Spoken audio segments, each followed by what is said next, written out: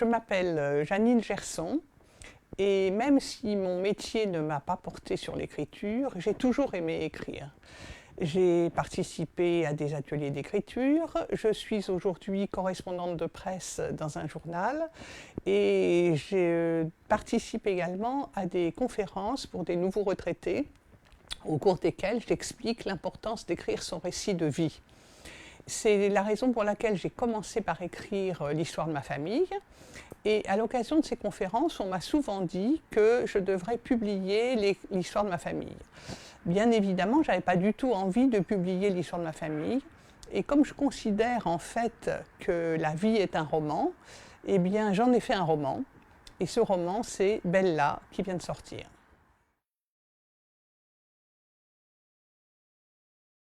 C'est un itinéraire mémoriel. Qu'est-ce que c'est qu'un itinéraire mémoriel? Moi, je pense que chacun a une définition personnelle. Pour moi, c'est une démarche personnelle sur le chemin de ses souvenirs. Mais ça peut être aussi un itinéraire plus géographique, c'est-à-dire aller sur des lieux qui vous évoquent des souvenirs. Tout ça pour dire que ce livre n'est ni un roman, ni un récit, ni une autobiographie, c'est un itinéraire mémoriel.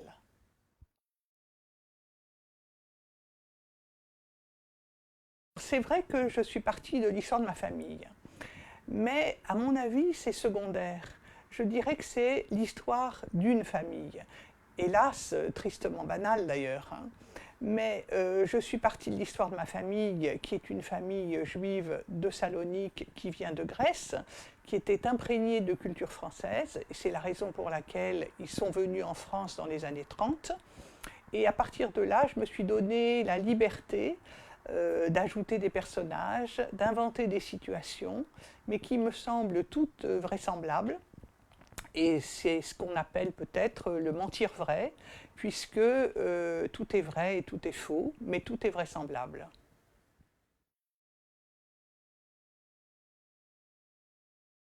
Marianne, c'est la narratrice et c'est un peu moi, bien sûr. En fait, j'ai choisi un pacte narratif qui fait alterner le présent et le passé.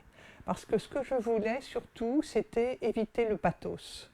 Donc, par le biais de ce dialogue entre Marianne, la narratrice, qui interroge sa mère, Bella, on arrive à faire passer des drames finalement, parce que Marianne, elle vit dans le quotidien, elle a des préoccupations toutes simples, et puis en même temps, elle se pose des questions sur ses racines. Et chacun sait que on avance mieux quand on sait d'où l'on vient, on le dit souvent, mais je crois que elle a ce besoin d'explorer ses racines, de les retrouver, et c'est en interrogeant sa mère, Bella, et en lui demandant d'évoquer ses souvenirs. Alors évidemment, ça va passer par l'adolescence de sa mère en Grèce, son arrivée à Paris, et puis les souvenirs de la Seconde Guerre mondiale, qui ont été tus jusqu'à présent, puisque les générations après-guerre ne disaient rien. Et donc, le dialogue entre Marianne, la narratrice, et Bella, sa mère, aboutira à ce récit entrecoupé entre le présent et le passé.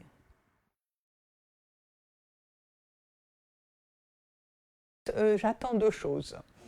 Pour moi, je voudrais réhabiliter la communauté juive de Salonique, qui est doublement oubliée. Pourquoi? En fait, c'était une communauté qui était florissante à Salonique, et qui était majoritaire même dans la ville, et qui a été entièrement décimée pendant la Seconde Guerre mondiale. Donc elle est doublement oubliée. Et je me dis que si des gens ont découvert grâce à ce livre l'existence de cette communauté, j'aurais rempli une petite partie de ma mission.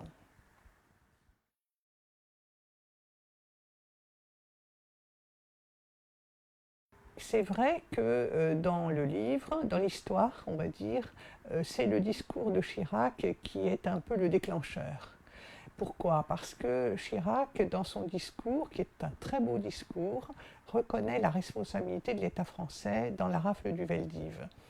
Et le fait que j'ai voulu insérer ces discours, ainsi que le discours du roi Carlos, c'est pour moi une façon de légitimer ce livre qui, tout d'un coup, ne devient pas qu'un roman, finalement.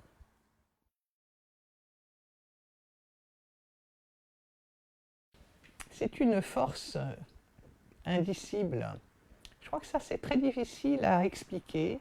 On sent qu'on a le besoin d'écrire et on ne sait pas toujours l'expliquer. En ce qui me concerne, j'ai toujours aimé écrire et c'était peut-être un défi de se lancer dans cette écriture. Voilà, je crois que je vais continuer en fait. Si chaque lecteur, après avoir lu ce livre, pouvait avoir envie de devenir passeur de mémoire, je crois que ça serait un but atteint. Parce que dans chaque famille, le rôle de passeur de mémoire est un rôle magnifique, puisqu'il s'agit de transmettre des traditions, des souvenirs aux nouvelles générations pour les aider à se construire. Et l'une de mes amies m'a dit, après avoir lu ce livre, que la seule phrase, l'une des phrases qu'elle garderait de ce livre, c'est on ne peut donner que deux choses à ses enfants, des racines et des ailes. C'est une belle conclusion, non ?